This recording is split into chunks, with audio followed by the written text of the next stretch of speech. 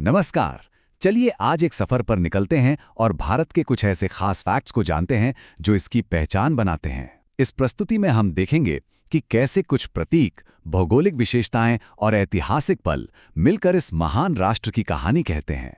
तो ये सवाल बहुत दिलचस्प है ना, कि आखिर कौन सी बातें हैं जो किसी देश की पहचान बनाती हैं। क्योंकि देखिए, कोई भी देश सिर्फ नक्शे पर एक ज़मीन का टुकड़ा तो होता नहीं।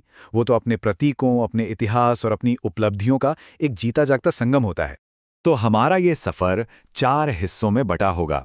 सबसे पहले हम राष्ट्र के प्रतीकों को समझेंगे, फिर हम भारत की जमीन की विविधताओं को देखेंगे, उसके बाद इतिहास के कुछ अहम पड़ावों पर नजर डालेंगे और आखिर में भारत की वैज्ञानिक उपलब्धियों पर बात करेंगे।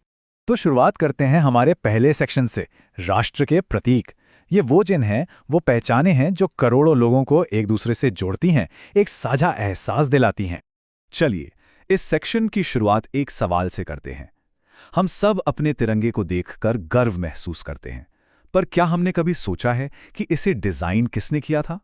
ये हमारे सबसे बड़े राष्ट्रीय प्रतीकों में से एक है, तो इसके पीछे की कहानी जानना भी जरूरी है। इसका जवाब है पिंगली वेंकैया। उन्हीं का डिजाइन हमारे तिरंगे का आधार बना। ये सोचना भी कितना कमाल का है ना, कि कैसे एक व्यक्ति का योगदान, उसकी सोच पूरे देश की पहचान का हिस्सा बन सकती है। और बात सिर्फ झंडे तक ही नहीं रुकती। हमारे और भी राष्ट्रीय प्रतीक हैं, जैसे हमारा राष्ट्रीय फल है आम, फलों का राजा। राष्ट्रीय वृक्ष है बरगद, जो सदियों से हमारे साथ है। और पानी में हमारी राष्ट्रीय जलीय जीव है गंगा डॉल्फिन। और हाँ, जो गीत हम सबने सुना है, वंदे मातरम, उसे बंकिम चंद्र चट्टोपाध्याय ने लिखा था। ये सारी चीजें मिलकर हमारी पहचान बनाती हैं।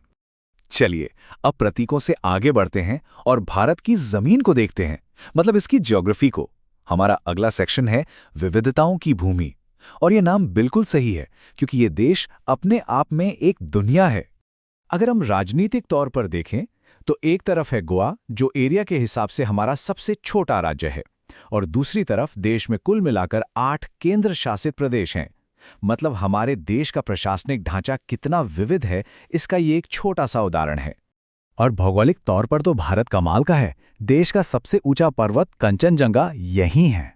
और बारिश की बात करें तो दुनिया में सबसे ज्यादा बारिश वाली जगह मासिन राम मेघालय में है। और सिर्फ इतना ही नहीं, देश का सबसे लंबा बांध हीराकुंड बांध वो भी यहीं है। सच में ये धरती हैरत अंगेज है। अब जमीन से निकलकर जरा वक्त में पीछे चलते हैं, इतिहास की गलियों में। हमारा तीसरा सेक्शन है समय के मील के पत्थर। हम कुछ ऐसे खास मोमेंट्स और लोगों पर नजर डालेंगे जिन्होंने आज के भारत की नींव रखी। इस टाइमलाइन पर 3 बहुत ही महत्वपूर्ण साल हैं। देखिए, 1869 ये वो साल है जब महात्मा गांधी का जन्म हुआ। फिर आता है 1928, जब साइमन कमीशन भारत आया, जो आज़ादी की लड़ाई में एक बड़ा मोड़ था। और फिर आज़ादी के बाद 1974 में भारत ने अपना पहला परमाणु परीक्षण किया। ये तीनों पल भारत के सफर के अलग अलग पड़ाव दिखाते हैं। अच्छा, अब इस टेबल को देखते हैं। इसमें इतिहास के अलग अलग दौर के कुछ बड़े नाम हैं, जैसे प्राचीन काल में श्रीगुप्त, जिन्होंने महान गुप्त वंश की नींव रखी। फिर आज़ादी के दौर में आते हैं जवाहरलाल नेहरू, जिन्होंने डिस्कवरी ऑफ इंडिया जैसी किताब लिखी। और फिर आज़ादी के बाद का भारत, जहां इंदिरा गांधी देश की पहली महिला प्रधानमंत्री बनी। तो इतिहास से होते हुए अब हम भविष्य की तरफ बढ़ते हैं। हमारा आखिरी सेक्शन, वैज्ञानिक क्षितिज। यहां हम बात करेंगे विज्ञान और टेक्नोलॉजी में भारत के योगदान की। स्पेस की दुनिया में भारत का सफर बहुत पहले ही शुरू हो गया था। ISRO यानी भारतीय अंतरिक्ष अनुसंधान संगठन, इसका हेडक्वार्टर बेंगलुरु में है। और हमारा सबसे पहला सैटेलाइट, उसका नाम था आर्यभट्ट। इसी सैटेलाइट ने अंतरिक्ष में भारत की शानदार यात्रा की शुरुआत की थी। और देखिए, विज्ञान की सबसे खूबसूरत बात यह है कि इसके कुछ नियम हर जगह एक जैसे होते हैं। जैसे H2O यानी पानी का फॉर्मूला, ये सिर्फ एक केमिकल फॉर्मूला नहीं है, ये तो पूरी दुनिया में जीवन का आधार है। तो हमने भारत के प्रतीकों, इसकी जमीन, इतिहास और विज्ञान की कुछ झलकियां देखी। पर यह कहानी यहीं खत्म नहीं होती। असल में ये तो बस कुछ पन्ने हैं एक बहुत बड़ी किताब के।